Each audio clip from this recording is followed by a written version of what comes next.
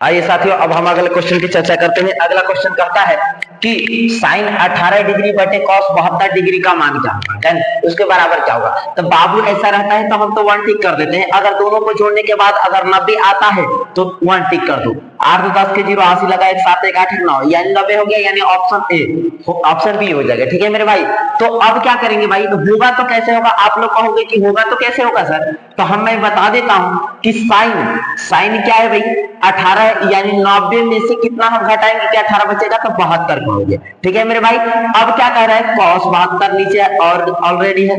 ठीक है, sign 90 minus theta बराबर क्या होता है साथियों, आप कहोगे कि कॉस थीटा होता है। साथियों थीटा का स्थान पर 72 डिग्री है तो 72 डिग्री रहेगा, डन। नीचे हो जाएगा cos theta, cos 72 degree, done. तो कॉस 72 से कॉस 72 खत्म कितना बार में, 1 बार में। ठीक है मेरे बच्चे, आगे आंसर समझ में आया होगा। चलो आगे लगातार इस टाइप का क्वेश्चन आपके बुक में होगा, उसको प्रैक्टिस करते रहिएगा। बिंदु ए 2 -4 और बी 4 -2 को मिलाने वाली रेखाखंड के मध्य बिंदु का नियामक है। साथ ही मध्य बिंदु का लगातार क्वेश्चन में पीछे के वीडियो में पढ़ाया हूं, वहां पर भी जाकर के देख लेना, और इसमें भी देख लीजिए, हूबहू लड़ने वाला प्रश्न भी ये आया हुआ है। इसका मतलब ये सभी क्वेश्चन आते रहेगा। ठीक है मेरे भाई, मार्केट गिर गया आ रहा है, फिर भी क्या कर रहे हैं मेरे भाई, देखिए तो यहाँ पर कि यहाँ पर इस तरीके के क्वेश्चन आते रहेगा। ठीक है मेरे भाई, चलिए देखिए अगला कर रहा है बिंदु ए।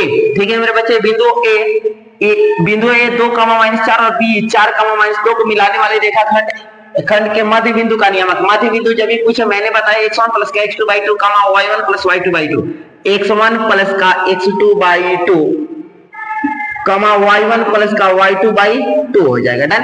ये पहला बिंदु हो जाएगा मेरे बच्चे x1 y1, दूसरा हो जाएगा x2 y2 हो जाएगा। क्लियर है मेरे बच्चे, तो x1 का मान कितना है 2 प्लस का x2 का मान कितना है मेरे बच्चे 4 अब बटे 2 y1 का मान कितना है मेरे बच्चे, y1 का मान माइनस का 4 है, अब प्लस y2 का मान कितना है मेरे बच्चे माइनस का 2 है, माइनस प्लस माइनस माइनस का 2 बटा 2, डन। अब यहाँ देख लो 4 को कितना हो जाएगा 6 बटे 2 4 2 6 ना, 4 2 6, लेकिन माइनस माइनस क्या होगा प्लस, लेकिन चिन्ह क्या होगा माइनस, 6 बटा में 2 काटेंगे कितना हो जाएगा मेरे बच्चे 2 3 6 यानी कि 3 आएगा मेरे बच्चे, उसका कॉमा 2 3 6 यानी -3 इसका आएगा। 3 -3 किस ऑप्शन में दिखाई दे रहा है मेरे बच्चे, 3 -3 किस ऑप्शन में दिखाई दे रहा है, जरा मुझे बताइएगा। 3 -3 किस ऑप्शन में दिखाई दे रहा है, ऑप्शन सी।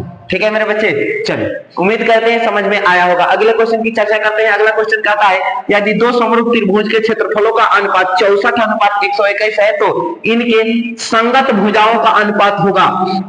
साथियों संगत भुजाओं का अनुपात दिया किसका है, क्षेत्रफल का मान, तो क्षेत्रफल का अनुपात दिया है, तो क्षेत्रफल क्या होता है मेरे बच्चे ज्यादा होता है, क्या होता है ज्यादा होता है, और भुजा क्या होता है मेरे बच्चे, भुजा कम होता है, जो कि मान पूछा गया है भुजा, भुजा क्षेत्रफल ज्यादा होता है, ये आपको पता चल गया। क्षेत्रफल का मान 64 अनुपात कितना दे रखा है 121। ठीक है, अब क्या करना है, भुजा का मान निकालना है, तो मैंने बताया जब भी ज्यादा से कम में आना होगा तो रूट लगा देना मेरे बच्चे, रूट लगा दीजिएगा ना, हाँ रूट लगा देना। 64 का वर्गमूल क्या होता है मेरे बच्चे 8 अनुपात 121 का 11, 8 अनुपात 11 किस ऑप्शन में दिखाई दे रहा है मेरे बच्चे, 8 अनुपात 11 किस ऑप्शन में, ऑप्शन ए। उम्मीद करते हैं समझ में आया होगा। चलिए अगले क्वेश्चन की चर्चा करते हैं। अगला क्वेश्चन कहता है मेरे भाई, अगला क्वेश्चन क्या कहता है कि एक शंकु की त्रिज्या तथा ऊंचाई क्रमशः r और h है तो उसका आयतन है।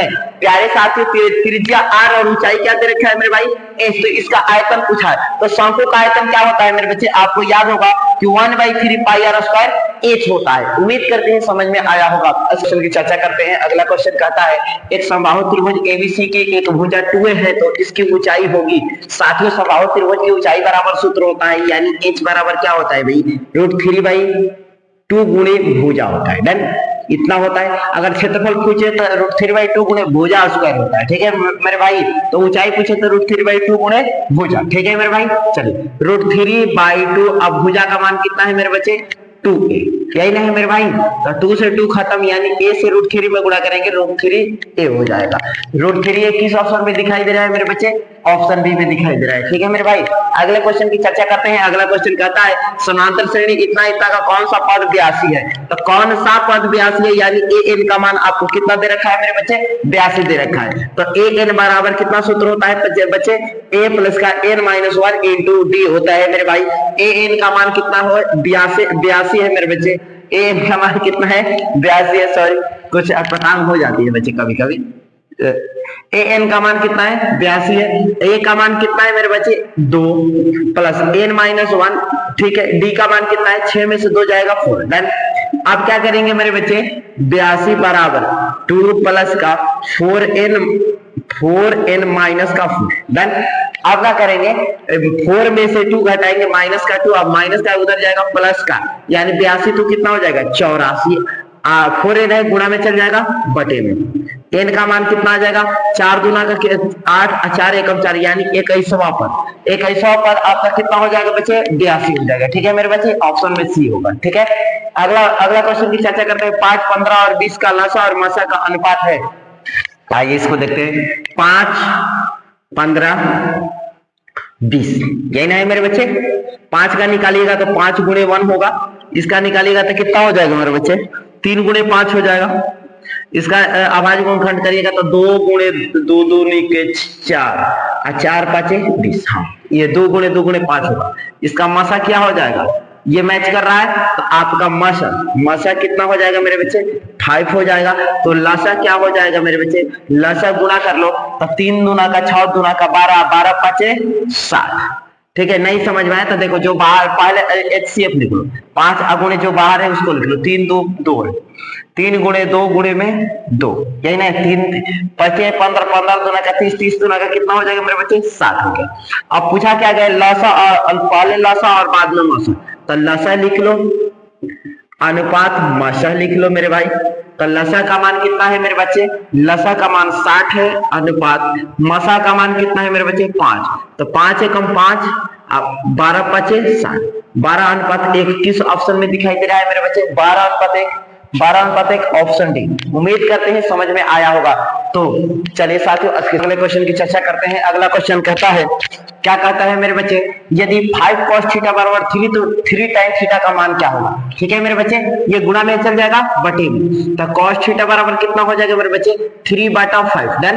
तो cos थीटा बराबर क्या होता है लॉग बटा में आधार, लाल बटा का यहाँ लिख लेते हैं समझ में आएगा, लाल बटा कका, ठीक है मेरे बच्चे। तो पहला होता है साइन, दूसरा होता है कॉस, यानी आधार बटा कर्ण हो जाएगा, यानी आधार का मान दिया है और कर्ण का मान दिया है। आपसे निकालना क्या है आप लोग भैया, तो लंब निकालना है मेरे बच्चे। तो क्या करेंगे कर्ण स्क्वायर माइनस का आधार स्क्वायर करेंगे, ठीक है मेरे बच्चे। 50 25 आप माइनस का 3 का 9, 25 में से 9 जाएगा कितना बचेगा मेरे बच्चे 16, 16 का वर्गमूल क्या होता है 4 होता है, डन।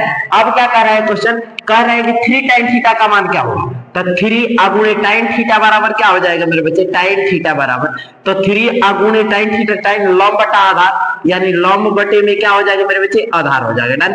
3 गुणे में लंब का मान कितना है मेरे बच्चे, लंब का मान 4 है और आधार का मान कितना है मेरे बच्चे 3 है, 3 से 3 खत्म यानी 4 आपका राइट आंसर हो जाएगा। उम्मीद करते हैं समझ में आया होगा। तो आइए साथियों अब हम अगले क्वेश्चन की चर्चा करते हैं। अगला क्वेश्चन कहता है, दो संख्याओं a और 18 का लसाअ 36 का थम्मासा 2 है, ठीक है मेरे बच्चे। तो a का मान ज्ञात करिए। दो संख्या कौन कौन सी है, ये है, तो हम लिखेंगे पहली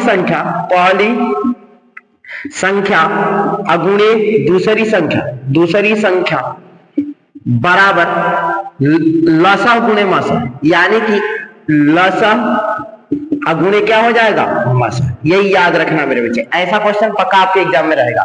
तो पहली संख्या का मान a है, अगुणे दूसरी संख्या का मान 18 है बच्चे, और लसा का मान कितना है 36 है मेरे भाई, अगुणे मसा का मान कितना है 2 है, डन। ये गुणा में चल जाएगा बटे में, ये बराबर कितना हो जाएगा मेरे बच्चे 36 गुणे 2 बटे 18, 18 दुना का 36, 2 दुना का 4, यानी a का मान कितना आया मेरे बच्चे 4 आया। किस ऑप्शन में है मेरे बच्चे, किस ऑप्शन में, ऑप्शन सी। उम्मीद करते हैं कि समझ में आया होगा। तो साथियों अगर वीडियो पसंद आया होगा तो लाइक करना, शेयर करना और सब्सक्राइब कर लेना मेरे बच्चे, और दोस्तों और साथियों को बताते रहना। तब तक से मिलते हैं अगले वीडियो में, तब तक के लिए बाय दोस्तों।